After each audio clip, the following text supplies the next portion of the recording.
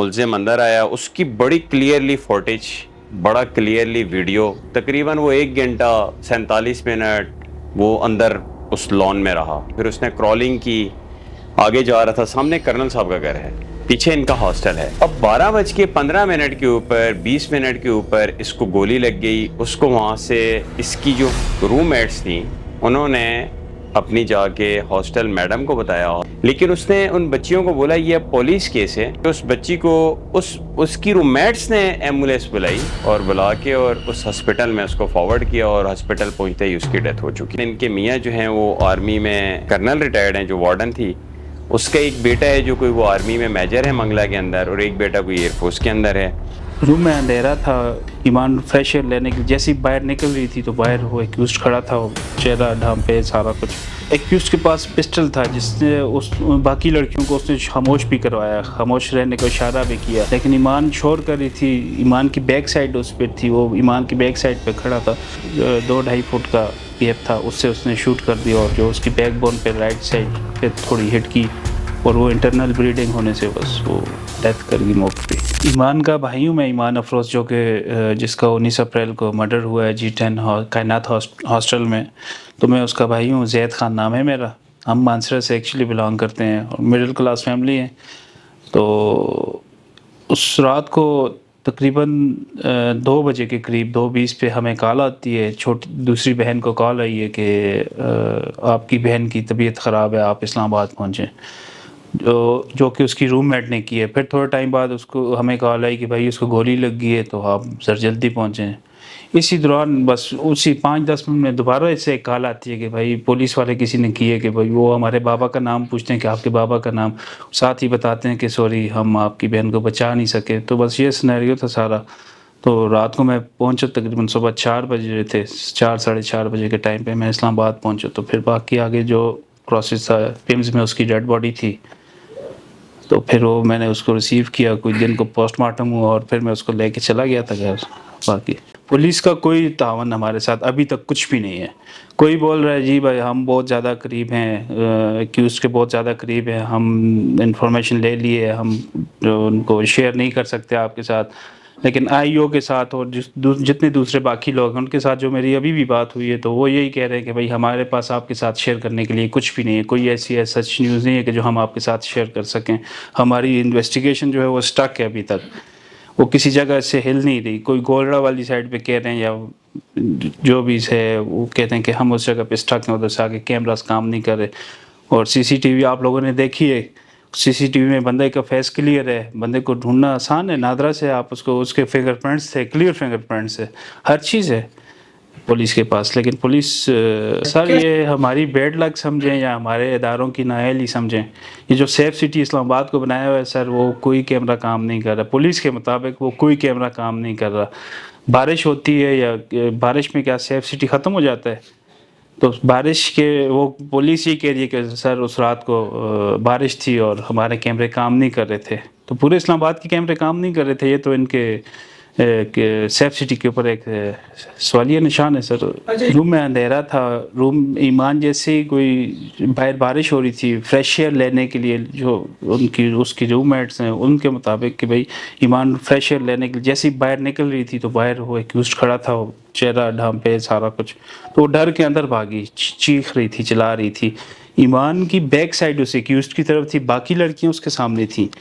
تو اس سینیریو میں ایمان کی چیخ و پکار میں اس نے پیچھے سے اس کو، ایمان کو 2-2.5 فٹ کا گیپ تھا، اس سے اس نے شوٹ کر دیا، اور جو اس کی بیک بون پہ رائٹ سائڈ پہ تھوڑی ہٹ کی، اور وہ انٹرنل بلیڈنگ ہونے سے بس وہ ڈیتھ کر گئی موقع پہ. ہم نے اپنی بہن کی فرانزک خود کروائی ہے، اس کا CDR خود کروایا ہے کہ بھائی انسان ہے، غلطی ہو جاتی ہے. لیکن ایمان پولیس کے مطابق بھی ایمان ایک معصوم بچی تھی. ایمان کے سیل فون میں ہمارے چھوٹے بھائی کا نمبر بھی نہیں ہے، صرف میرے ساتھ اس کا کانٹیکٹ تھا اور بہن اور بھابھی کے ساتھ تھا. باقی جو اس کی 3 روم میٹس تھیں اس کے ساتھ کانٹیکٹ تھا.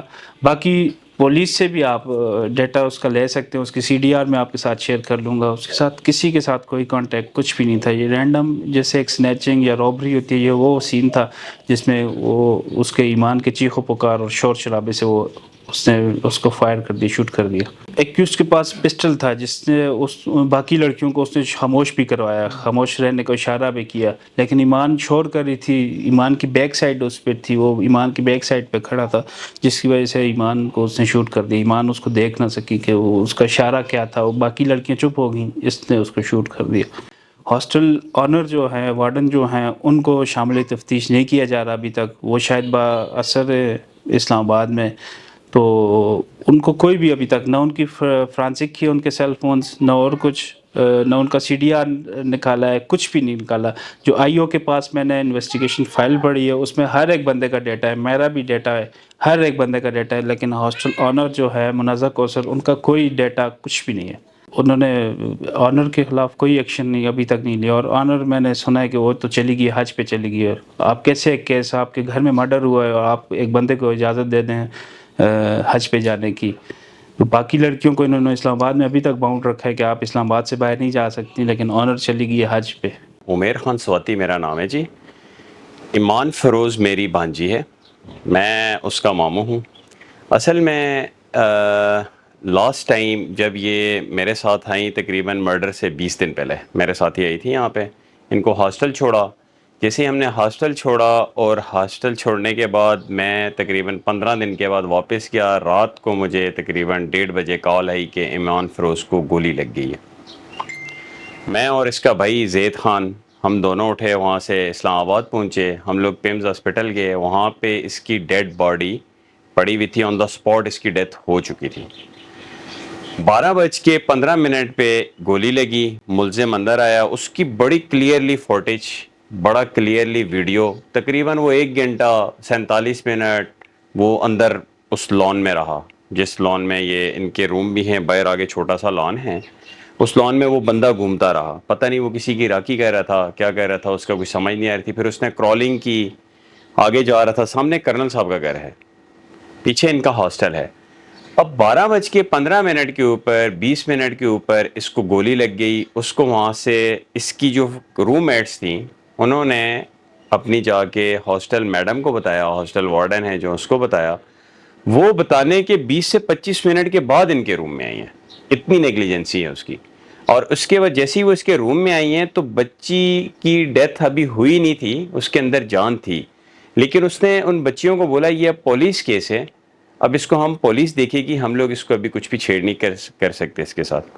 تو انہوں نے کیا کیا کہ اس بچی کو اس کی روم میٹس نے ایمبولینس بلائی، اور بلا کے اور اس ہسپٹل میں اس کو فارورڈ کیا، اور ہسپٹل پہنچتے ہی اس کی ڈیتھ ہو چکی۔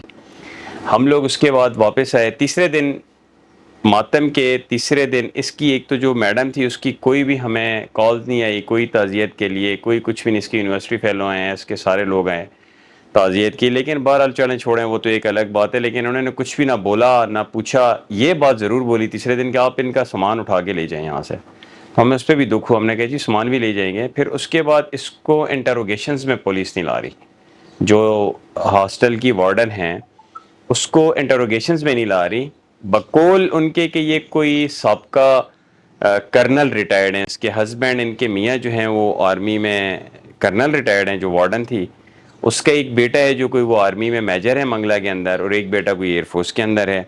اب مجھے اس چیز کی سمجھ نہیں آ رہی کہ پولیس کی بہت زیادہ نیگلیجنسی ہے۔ ہم لوگ ایس پی عثمان طارق صاحب سے بھی ملے، ایس پی قیوم گوندل صاحب سے بھی ملے، SHO رمنا تھانہ ٹیپو صاحب سے بھی ملے، اس کے بعد DIG جواد طارق صاحب سے ہم نے خود بات کی، اس کے بعد IG اسلام آباد سے بھی ہماری ملاقات ہوئی۔ مطلب ہمارا جہاں تک سورس تھا ہم لوگوں نے وہ لڑایا، لیکن ابھی تک سٹل کوئی بھی چیز ہمارے سامنے نہیں لائے گی۔ صرف اتنا بول رہے ہیں کہ انشاءاللہ ہم لوگ نزدیک ہیں، اور یہ چیزیں کانفیڈینشیل ہیں، ہم لوگ آپ کو ابھی تک انفارم نہیں کر پائیں گے، کیونکہ جو آپ کا ملزم ہے وہ ہوشیار ہو جائے گا۔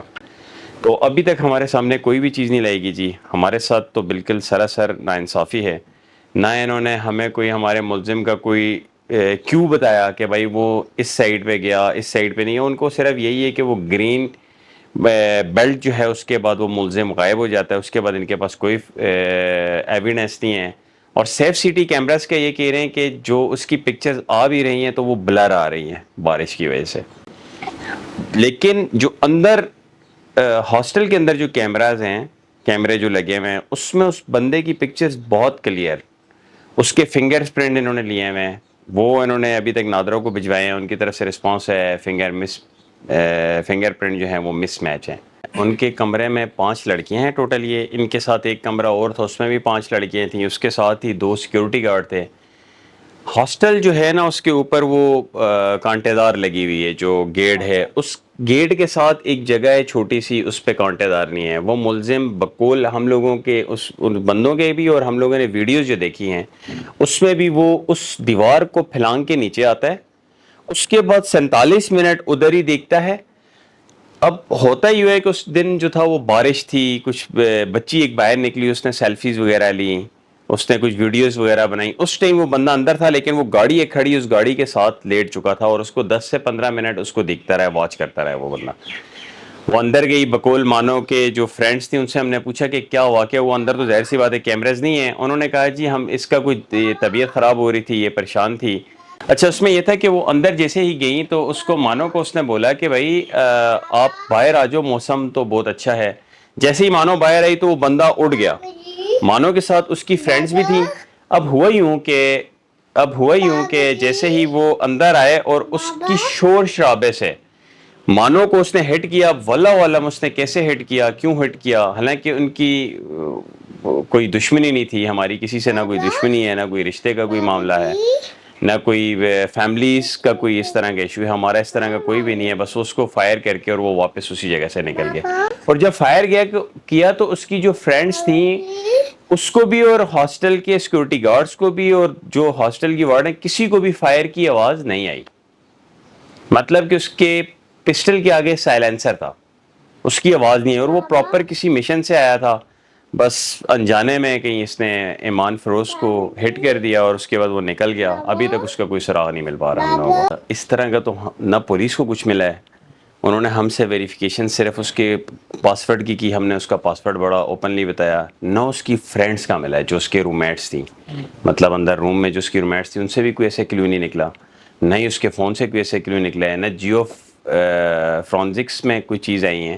فیملیز سے میں ہوں, میرے بھانجے ہیں, بہنیں ہیں, کزنز ہیں, سسٹرز ہیں جن کے ساتھ اس کے کانٹیکٹ ہوئے ہیں, وہ چیزیں سامنے آ رہی ہیں. کوئی بھی ایسا نمبر نہیں ہے جو مطلب ہمارے ان نون نمبر ہو جس کے اوپر کوئی چیز بھی اس طرح کی نہیں ملی.